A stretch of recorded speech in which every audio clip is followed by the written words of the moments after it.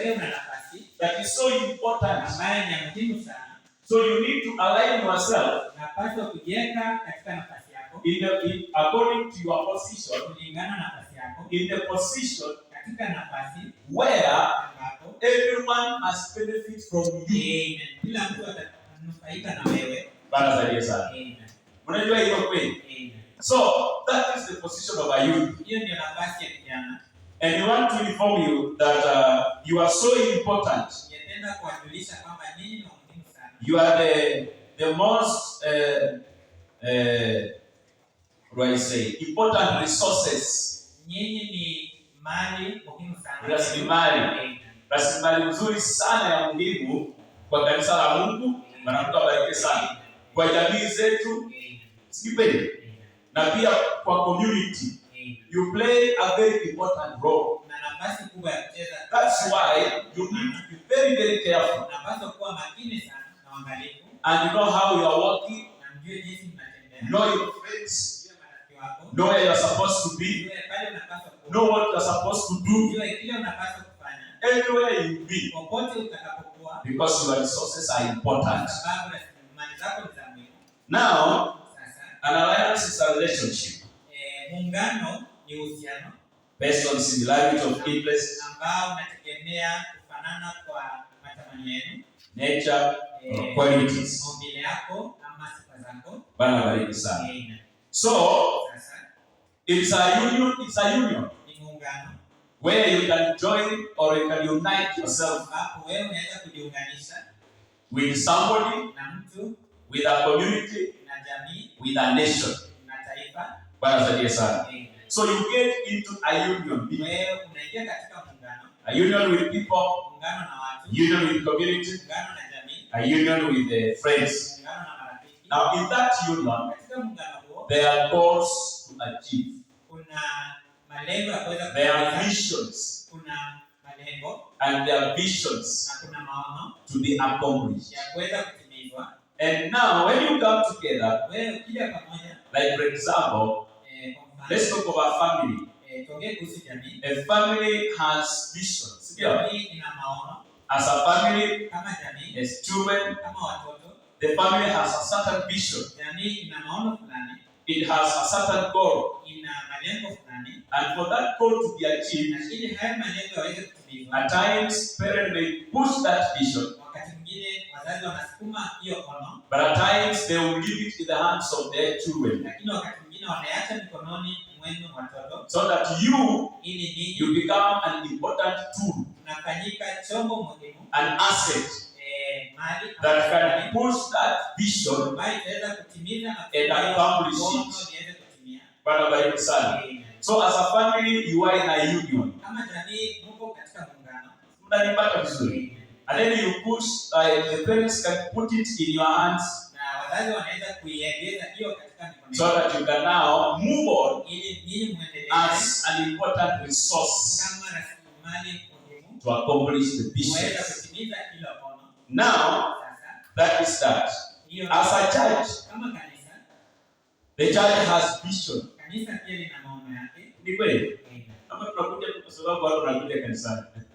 We have visions. The apostle he has great visions. Kama mchungaji wenu, si ndio? Na akipanga mambo, kuna ingine ambayo wazee wanafanya, kuna ingine ambao vijana wanafanya. Unanipata vizuri? So understand that your position is so important. And now you need to align yourself with the vision of the church. For you to succeed and to make your church succeed, you must align yourself with the vision of the church. As young people, because we are depending, you are like the pivot of the church. So we want to bring you up and put all these virtues in you by the grace of God, so that when you grow up, you are growing with certain qualities You are realizing your talents. Unatambua vipawa. You are realizing what you can do. Unatambua kile unaweza kufanya. And now when you start doing it, Wakati unaanza kufanya haya, you don't do it based on your own understanding. hauifanyi kutazamia, But you do it to accomplish a certain vision. Lakini unaifanya kutekeleza ono fulani Of the church la kanisa and the vision of God. na ono la Mungu. Bwana bariki sana. Now, that is the important thing to understand. Hiyo ni jambo muhimu kuweza kuelewa. Na hapo tunasema youth people, watu vijana. Are we youth? Serve as representatives of your church. Wengine kama wawakilishi wa kanisa lenu. Wengine inasema youth vijana serve as representatives. Ninyi mnafanya kazi kama wawakilishi wa kanisa lenu. Of your church. Kanisa lenu. In your community. Katika jamii zenu. Bwana bariki sana. Mmenipata kile nasukuzia. Hiyo super yes. Kama mnanielewa. Wakati wananielewa sasa. Ukiwa kijana, Bwana Mungu abariki sana. Wewe ni mwakilishi. Si ni kweli? Ni mwakilishi wa kanisa la Mungu. Bwana bariki sana. Kule nyumbani, ndio mahali penye unafanya kazi, unanipata vizuri. Mahali penye unasoma, wewe ni mwakilishi. You are an ambassador. Wewe ni balozi of the church. Kanisa. You are an ambassador of God. Wewe ni balozi wa Mungu. Bwana saidie sana. So everywhere you go, wote wenako, you must understand. Wewe lazima uelewe. As a youth, kama kijana, I am a representative mimi ni mwakilishi of my church. Wa kanisa langu. I am a representative mimi ni mwakilishi of God. Wa Mungu. In my village, katika jamii yangu. Bwana bariki sana. In my school, katika shule yangu, you are a representative. Wewe ni mwakilishi. When you meet with your colleagues in school, na wenzako kule shule, you must walk as a representative. Ujiendeshe kama mwakilishi. You must act in a way, lazima ujiendeshe katika njia, understanding you are a representative. Elewa kwamba wewe ni mwakilishi. Tuko pamoja? And by doing that, God honors that. Mungu anaheshimu ndio. And the church honors that. Kanisa pia linaheshimu. Bwana saidie sana. Because the church will have a lot of trust in you. Kwa sababu kanisa litakutegemea na kuwa na imani ndani yako. Because you are representing the church of God. Wewe unawakilisha kanisa. You are representing the church. You are representing your pastor.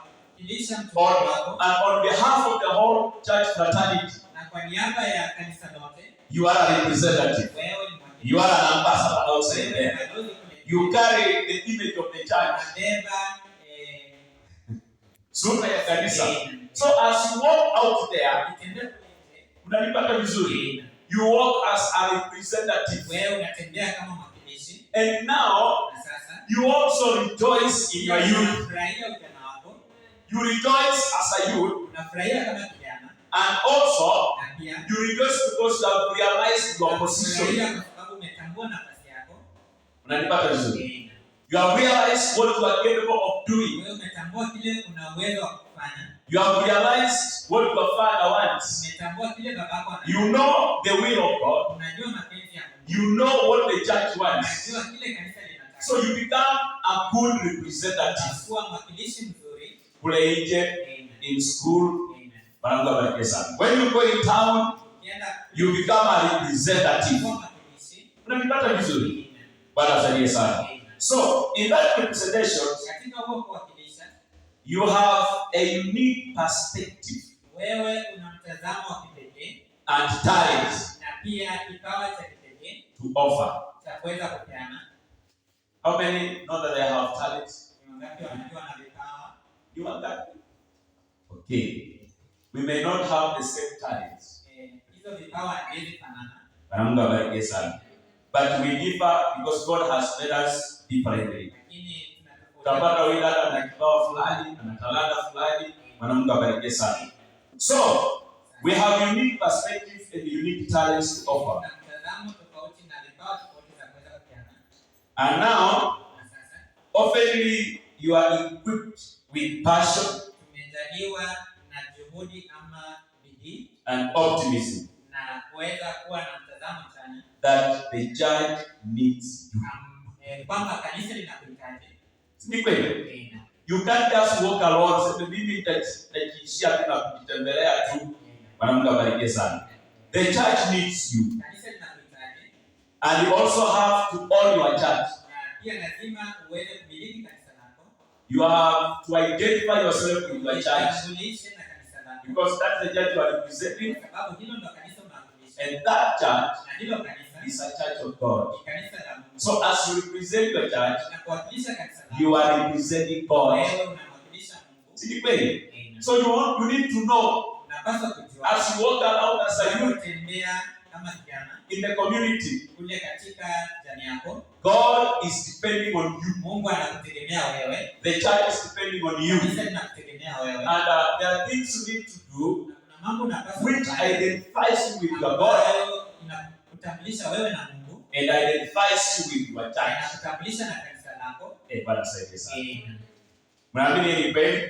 So youths are important. Youths have a very particular role.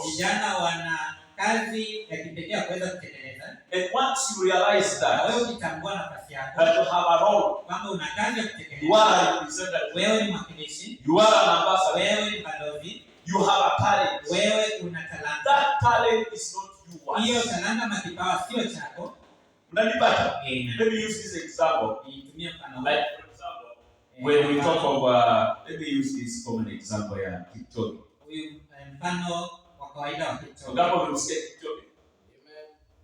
Mmemsikia TikTok? Mmemsikia anafanya nini? Hachezi kandanda?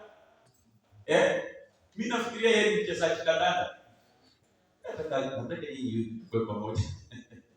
Bana sasa. Tumemsikia kwamba yeye ni mkimbiaji. Si ndio? And he has a talent. Si ndio? Yeye ana kipawa. But anytime he goes outside the country, kila mara anapotoka nje ya nchi,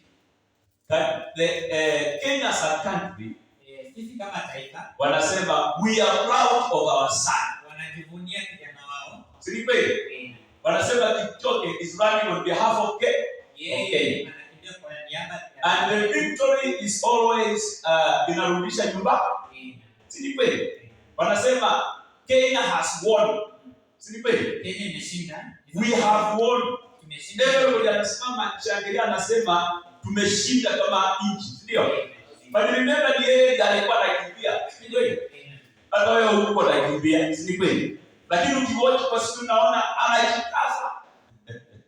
Bana zaidi sana. He is proud representing his country. Yeye anawakilisha nchi yake. And after the end of the victory, mwisho wa kushinda, anapewa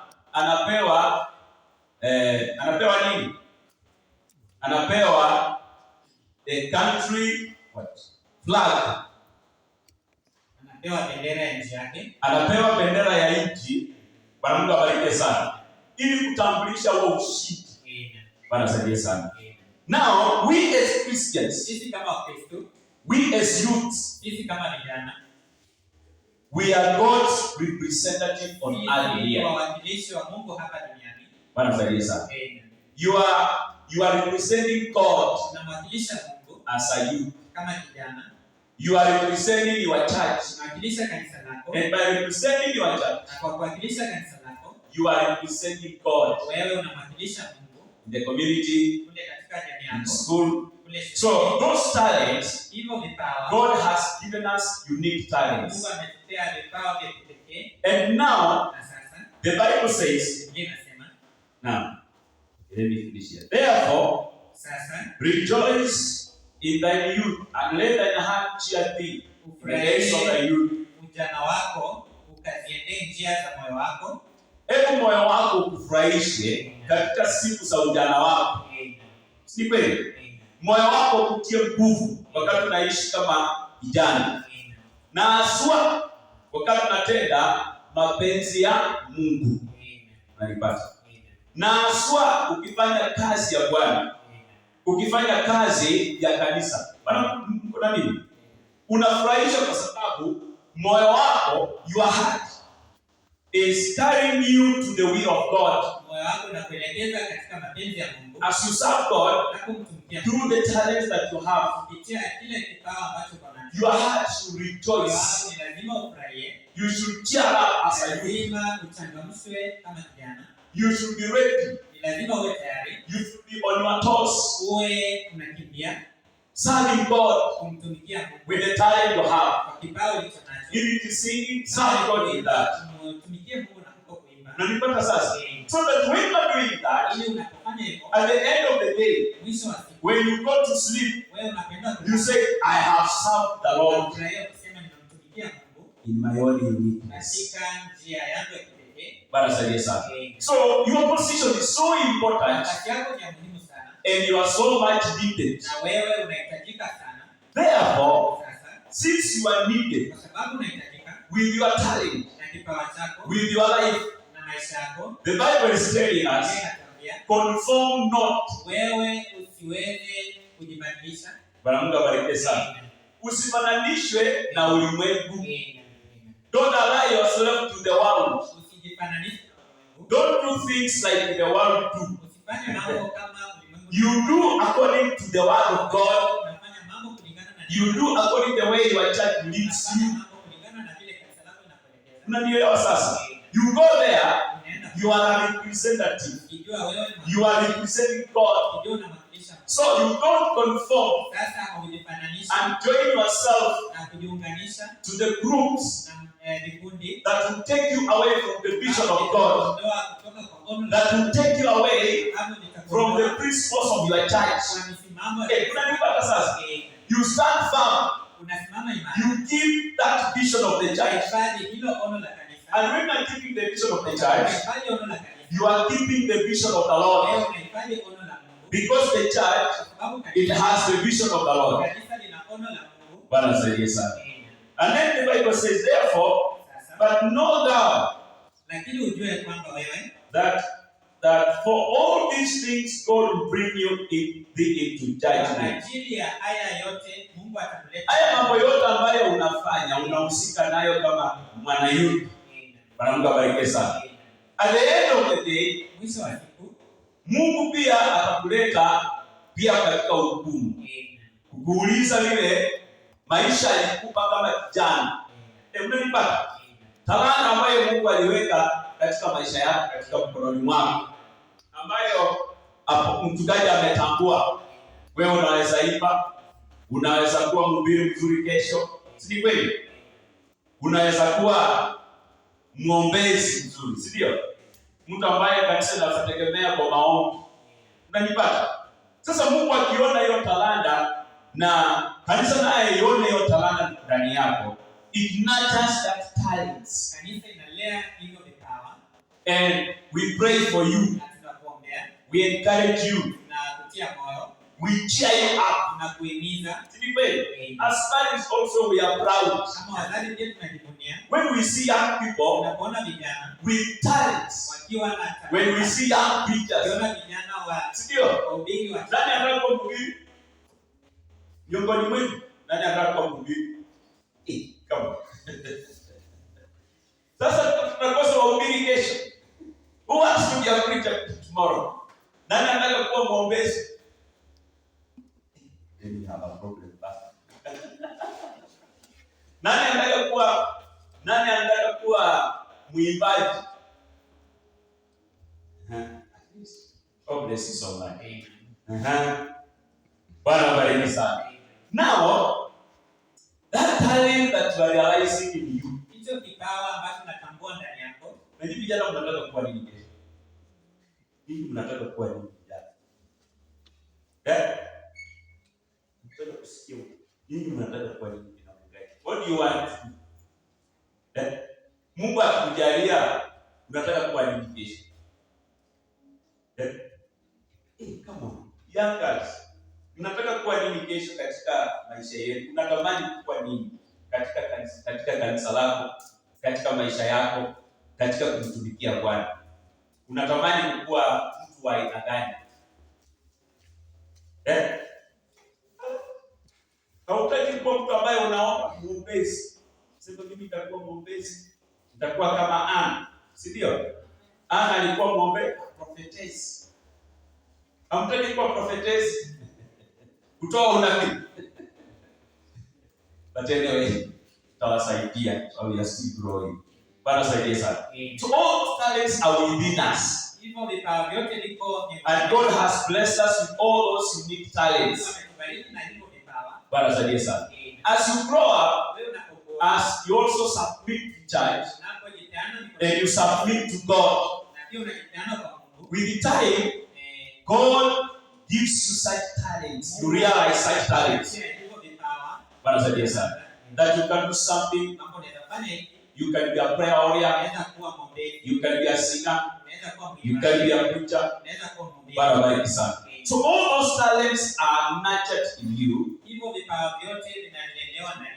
for the glory of God, for the kingdom of God.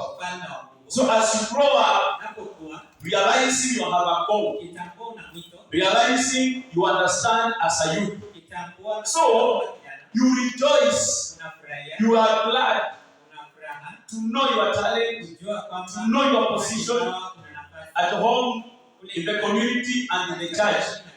Now, more so in the church, we need you. That you now as a youth, you take your position in the church and you take it seriously, because you are serving God, you are representing God. Those talents aren't yours. Talents are given by God for the glory of Himself, to benefit the church, benefit the community, to benefit the families. So that is the essence of what I'm talking about. Now, the Bible says, know also, as you rejoice, don't use your talent wrongly. Unanipata sasa? Usiwe kijana na utumie maisha yako vibaya kama kijana. Mungu abariki sana.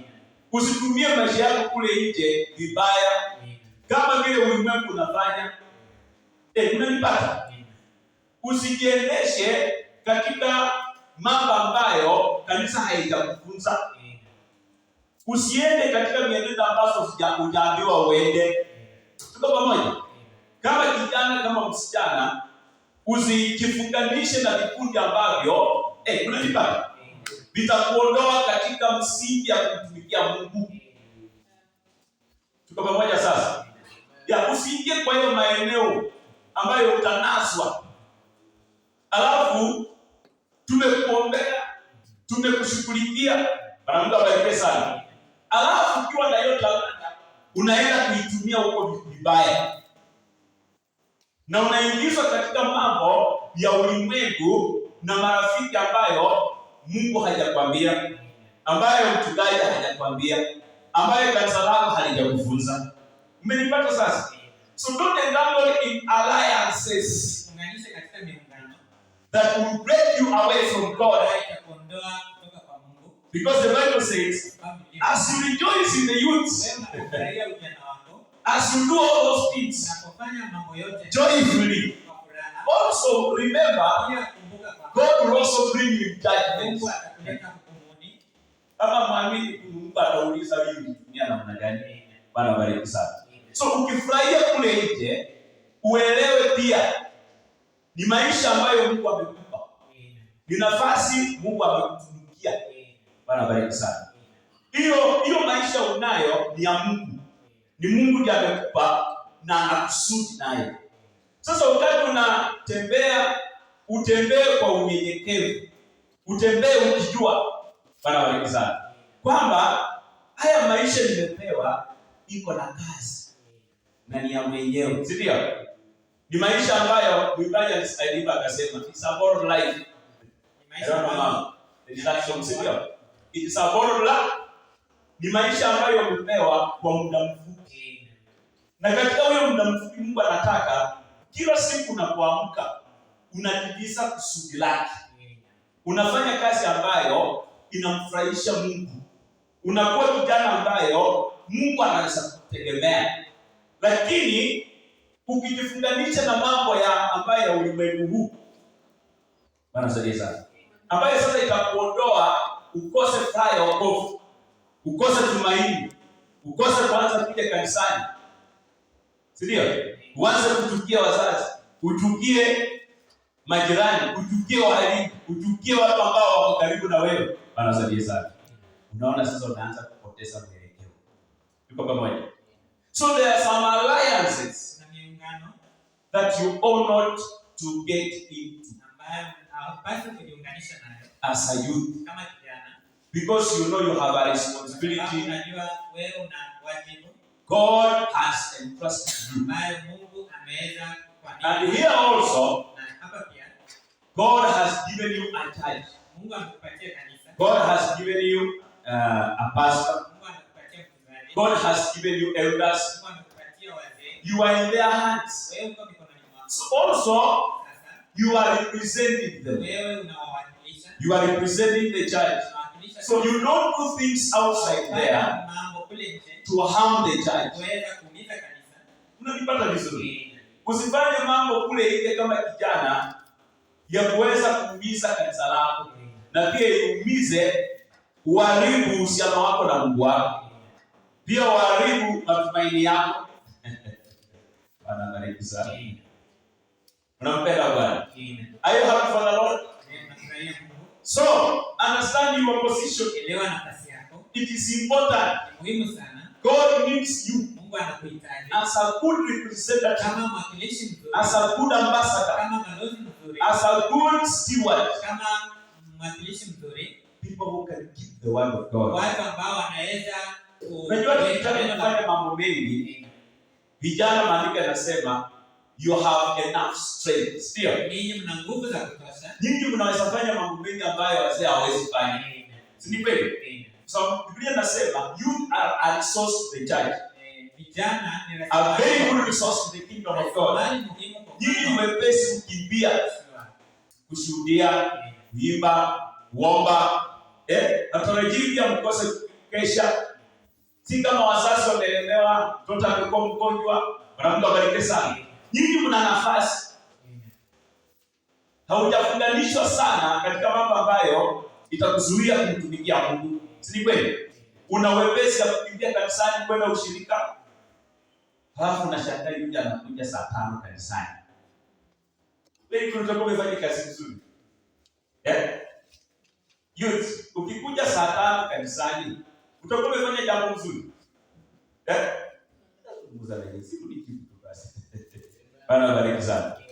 Ukikuja wakati mchungaji anasema sasa nataka nisome andiko la mwisho, alafu kwa dakika chache tutaomba twende nyumbani.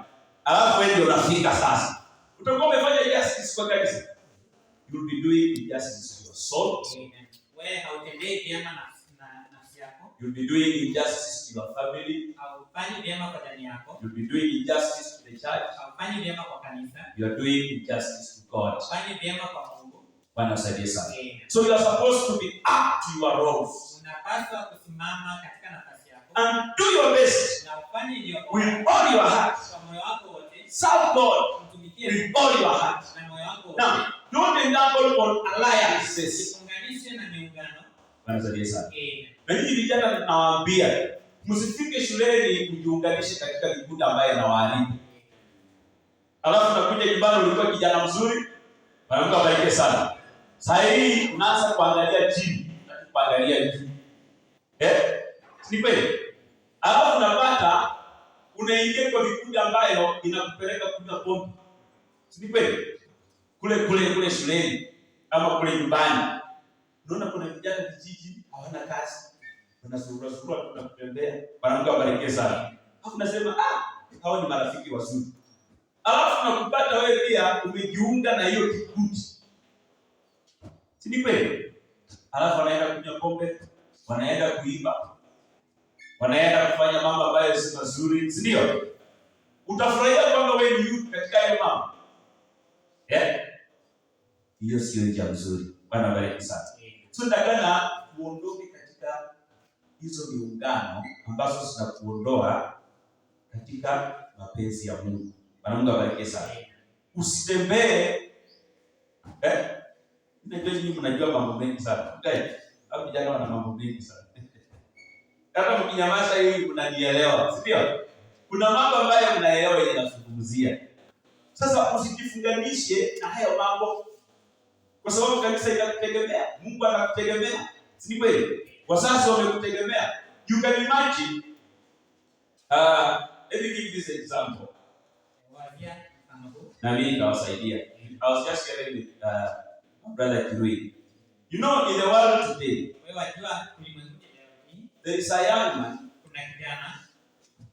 at the age of, I don't know, brother Kirui, remind me, at the age of 18, was it 18 or how many years? There is a young man, he's not alive. I don't want to mention the name. And he has died at the age of 23 years. How many are 23 years as well? Ngapi na miaka 23? Wangapi wana miaka 20? 20 years, 18, 17. Hadi na miaka 17. Wonderful. Sasa he died at the age of 23. And at that age, he had already entangled in the world systems. Mifumo ya ulimwengu. Now, na nataka unielewe, there are systems which are good, but there are systems which are wrong. Tuko pamoja? My time is up. Now, already at 23 years, he had around 18 years. Alikuwa amepata HIV. Na nipata sasa. Mnaelewa kile nazungumzia sasa. Tayari alikuwa ameingia katika kikundi cha ulimwengu in an association with friends. Katika muungano wa marafiki. And already he had gotten HIV. Tayari amepata virusi. Tunaona HIV unashaipata na mwaka 10. Mnanielewa sasa? Wasichana mnaelewa? Msidanganywe na vijana ulimwenguni. You can conduct HIV at an early age. So be careful. Na kutoka hapo kufika 23 years wanasema he was a gay, if I'm not wrong brother. Alikuwa tayari amekuwa gay. Tayari alikuwa ameingia katika maisha ya ushoga. Miaka ngapi? Nasikia tayari 23, alianza akiwa age ya 18, 17. So, mnaona hii nyinyi si watoto sana. Mungu awabariki sana. You are much vulnerable kama Mungu hatawasaidia. Mungu asipowasaidia pia mnaweza katika hiyo mtego. Na usiseme hapana, najua sisi kama wanaenda lazima twende muogelee maji. Wewe. Sijasema kuogelea maji ni mbaya, lakini usiende uingie katika hali ambayo itakupoteza. Si ndio? Tukupoteze kama kijana umeanguka kwa maji na umekufa huko. Itakuwa mzuri kweli? Usiende uingie katika uraibu ya ulimwengu na tayari wewe katika your tender age umeanza kupata ugonjwa. Your tender age. Bwana Mungu abariki sana. You have lost your respect, your dignity. Bwana Mungu abariki sana. Yaani mtoto ambaye sasa jamii haiwezi kutegemea. Wazazi hawana tumaini. Unanipata nini vijana? Msiishi haya maisha. Ukienda shule, nenda usome. Bwana Mungu abariki sana. Na umwakilishe Mungu kule shuleni. Ambia wenzako mimi ni Mkristo. Ndio? Waambie mimi napenda Mungu. Na haya mambo akikuletea mambo ambayo si nzuri, unasimama kama kijana ambaye unajua Bwana, ndio? Unasema hii hatujafunzwa. Hii mimi sifanyi. Mimi sitaendesha na hii. Bwana asaidie sana. Na hiyo ndio kitu tunajaribu kusunguzia. Bwana asaidie sana. Kama kijana pia nafikiri hiyo mwalimu ataongezea zaidi. Kuna strong influence in the world. Kuna ushawishi mzito sana kule ulimwenguni. To get you from the church. Waweza kukuondoa kanisani. Some are good. They can help you to have a closer walk with God. Wengine wanaweza kusaidia utembee na Mungu. Wengine watakuleta karibu na Mungu. Wengine watakusaidia uende usome upewe mtu mzuri. So align yourself with people, with friends, with groups that will help you to walk with God, that will help you to accomplish the vision of the church, the vision of God, to understand the will of God. Alafu pia hiyo pia ilikuja kwa sababu yule kijana ni kama he stayed so much on internet, and then he was introduced, wanasema he was introduced by an internet friend.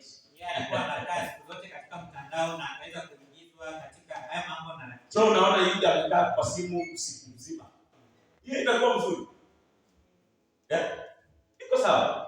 Ninajua tunafanyanga hiyo mambo wengine wetu. Lakini ujue utakutana na mambo kule katika internet, mtandao, ambayo usipokuwa mwangalifu ingine itakupoteza. Utakosa maadili kama kijana. Utaanza kuiga tabia ambayo si nzuri. Unanipata? Utaanza kuwa na kiburi kwa wazazi, kwa wenzako. Utaanza kuwa na kiburi. Na ikianza nyumbani, wanasema charity begins where? Inaanza wapi? Sio kanisani. Charity begins where? At home. Sasa ukiharibu uhusiano na nyumbani na wazazi, bila shaka huwezi kuwa na uhusiano mzuri kanisani. Si ndio? Na ukiharibu uhusiano na nyumbani, huwezi kuwa na uhusiano mzuri na Mungu. Bwana asifiwe sana. So ni lazima tuwe na uhusiano mzuri kwa wazazi. Ndio maana nasema fear your parents, ndio? Waogope wazazi, waheshimu wazazi wako katika ujana wako. So as you respect them, wewe unapoheshimu wazazi wako, you respect your brothers, respect your sisters, respect your neighbors, you respect people. Heshimu watu wote. Hivyo ndio utaweza kuheshimu hata watu wa kanisa. Utaheshimu wachungaji, utaheshimu mashamazi, ndio? Utaheshimu kila mtu wa umri yako tu. Na ukikuja hivyo utakuwa na msingi mzuri. Bwana asifiwe sana. So, but because of the alliances that coexist among the youth, lakini kwa sababu ya miungano ambayo iko na vijana, and the worldly attractions, na kule kuvutwa kwa ulimwengu, pulls and triggers you in difficult things, inawavuta vijana katika mambo magumu, and evil things, mambo maovu, evil alliances, miungano miovu, which hampers their realization of their positions, ambayo inaweza kuzuia kutambua maono yao. Inaweza haribu sana nafasi yako kama kijana. Itaharibu heshima yako kama mtoto. Itaharibu heshima yako kama mwimbaji. Itaharibu sifa yako kama mtu ambaye unataka kuwa mtu ambaye ni muhimu sana katika jamii. Itaharibu umbali utaenda, ndio? Kwa sababu mambo mengine Mungu abariki sana. Itakufanya wewe mtoto mtukufu. Itakufanya ukose heshima. Itakufanya uingie katika madawa ya kulevya, ndio?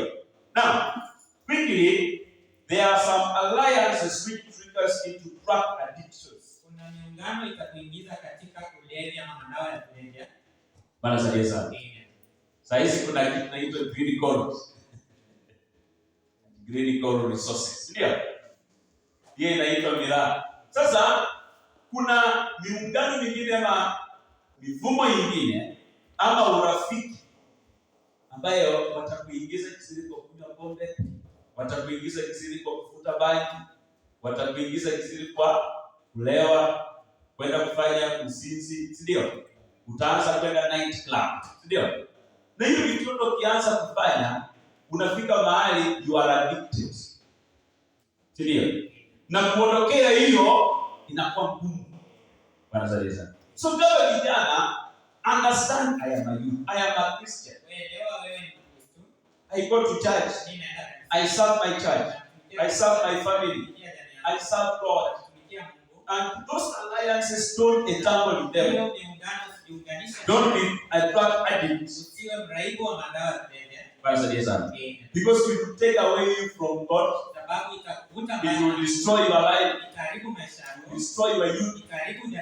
Destroy your ambitions.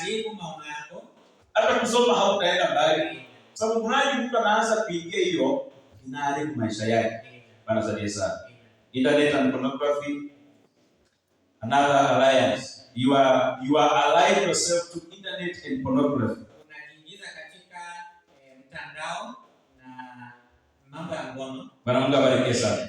So as young as you are, mdogo ulivyo, you get yourself into watching pornography. Wewe unajiingiza katika kuona mambo ya ngono. Unaona watu hawajalala. Unafanya nini hawajalala? They are on internet.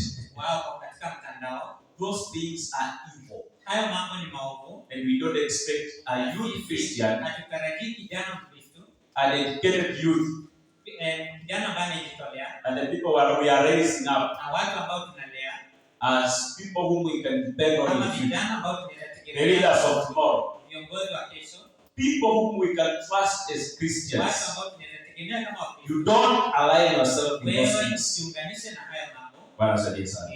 You don't align yourself in criminals. Usiunganishe na ati watu wanafanya maovu, wewe ndio unapatikana uko miongoni mwao. Bwana saidie sana. You don't go in those things. Hauingii katika mambo haya. At home, school, workplace. Nafasi yako ya kazi. Bwana saidie sana. Na hiyo itatusaidia kukuwa na generation ambayo tutatumainia.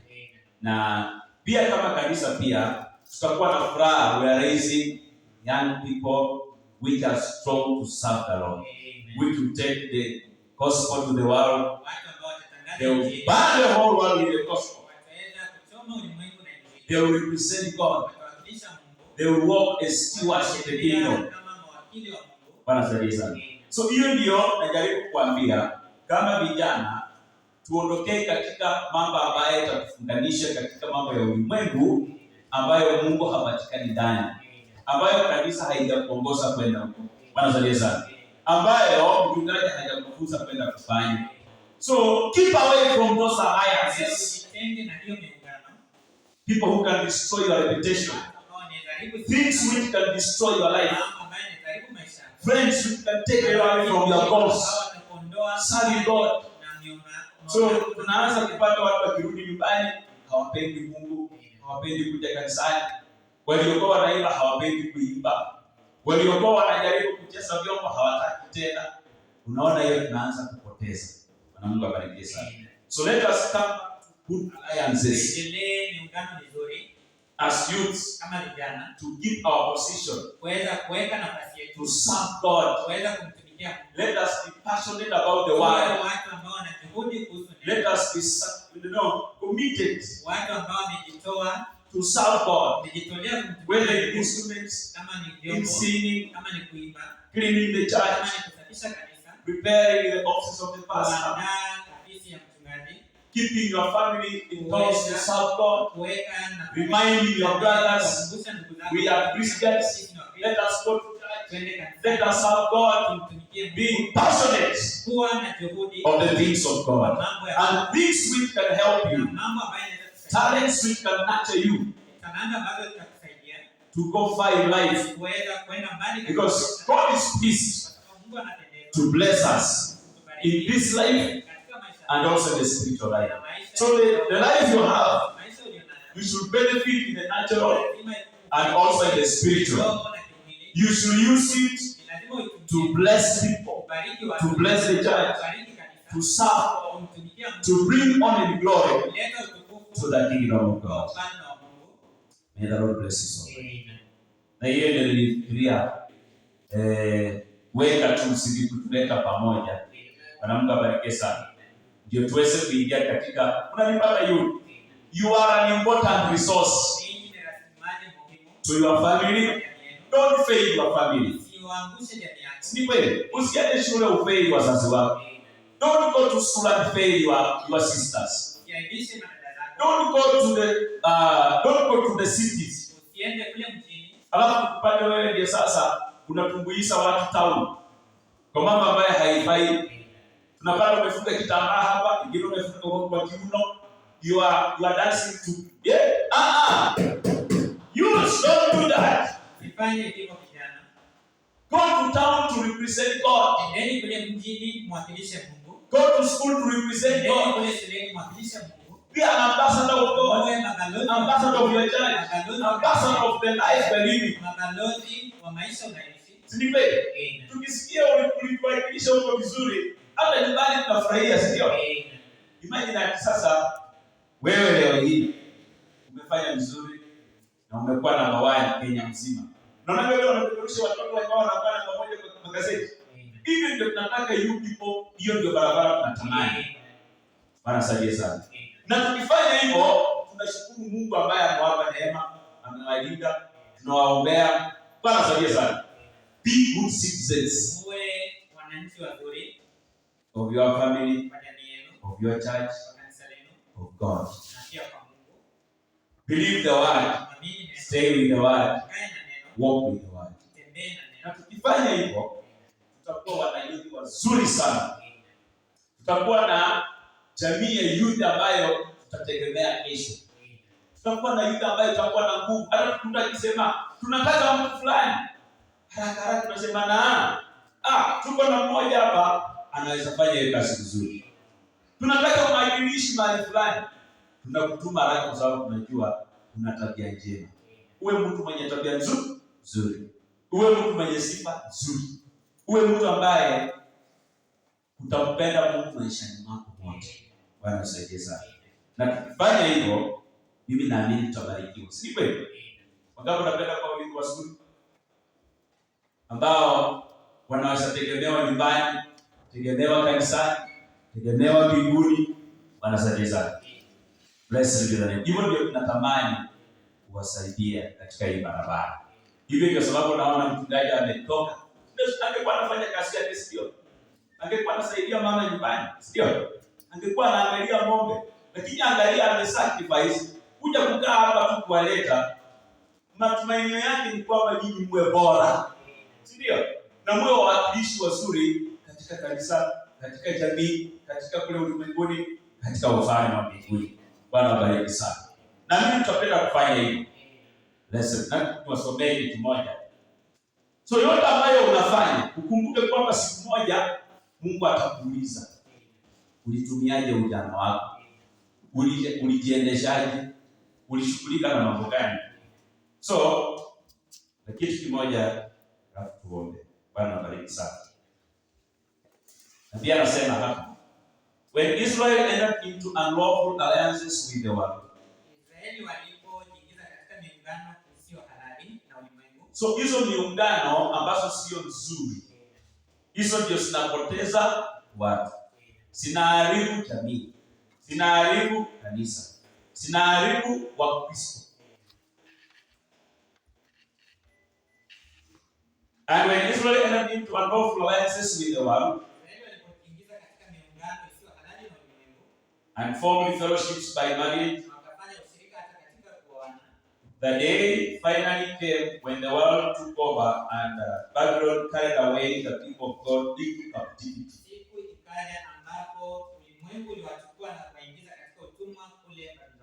So, wrong alliances, wrong groups, wrong friends, the things you want to conform to the world, it will get you into captivity. As early as you are. Ukiwa tu mdogo hivi na miaka 10, unaweza ingia katika utumwa na ulimwengu. Uingie utumwa na roho ya ulevi. Uingie utumwa na roho ya uzinzi. Uingie utumwa na roho ya kiburi. Sasa unakuwa na kiburi. Sasa unapokuja nyumbani usikiwa sasa. You are not listening to parents. You are not listening to your brothers. You are not listening to your sisters. You have entered into captivity. And once you are captive of something, you will never serve God. Ni kweli? Because umefunganishwa na mambo ya ulimwengu. So, wakati Israeli waliingia katika hizo miungano ambayo haikuwa mzuri, siliwaingiza katika utumwa. As youths, don't do that. Align yourself with good alliances. Now when they went into captivity, went into having a priesthood, a temple and the word. And when they came back, they had rabbits.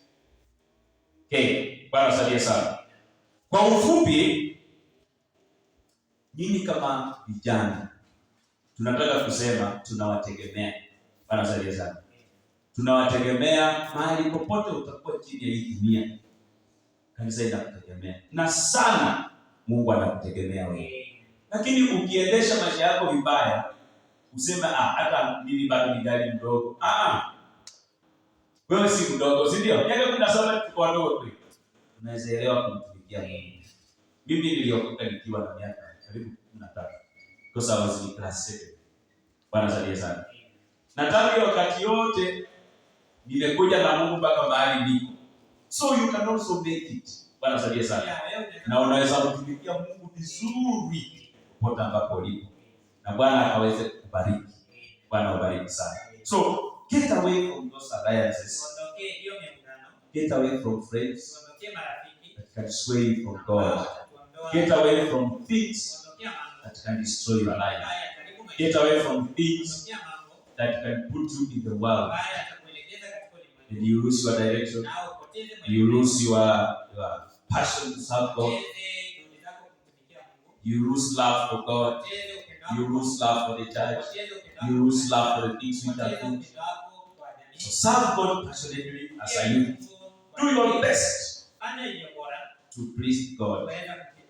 A good representative, good ambassador. Na naamini Bwana atawabariki. So mnampenda Mungu? Mimi nimefikia kwa saa hii. So Bwana awabariki sana.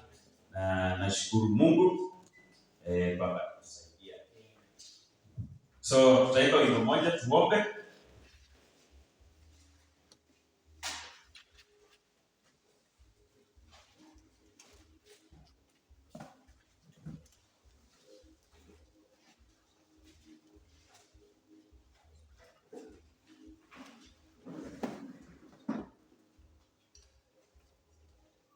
Tuimbe mambo yenye imani. Sio tunajua wote, si ndio? Mwamba we matatu wenye imara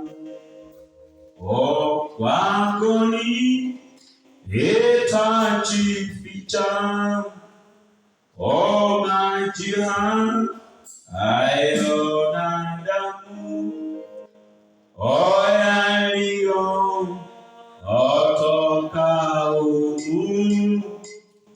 tulisa Pina dhambi tena unifanya mshindi kwa kazi sote pia ositimi ishewea walitapo fanya bidii ikili yana kule ayai shima sana oniwewa uokoa siacha mkononi Bwana namu sana ngoni tena nilitu Unifike, onimno, enishike, inili, utafunacha, oniyoshe, isitafa, tena nikuko, chapo uchi, ora, weda,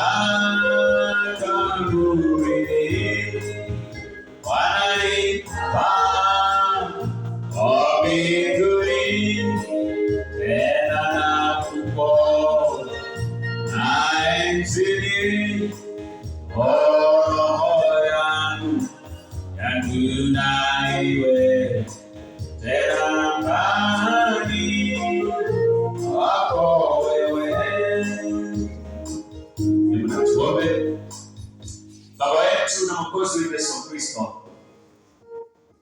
Tunakushukuru sana Bwana